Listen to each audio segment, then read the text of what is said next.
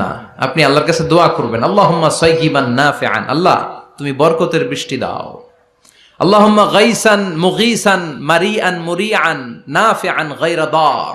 বিষ্ণুই পড়তেন, আল্লাহ এই বৃষ্টিটা যেন উপকারী হয়, এই বৃষ্টি থেকে যেন ঘাস লতা পাতা কিছু পায়, এই বৃষ্টিটা যেন আমাদের জন্য বরকতময় হয়, যেন কল্যাণময় হয়, কোনো ক্ষতির কারণ যেন না হয়, তুমি কবুল করো। আমিন। আবার বেশি বৃষ্টি হলে বিষ্ণুনবী দোয়া করতেন, আল্লাহুম্মা হাওয়ালাইনা ওয়ালা আলাইনা, আল্লাহ আমাদের এলাকায় আর বৃষ্টি দিও না, আমাদের চারিপাশে দাও।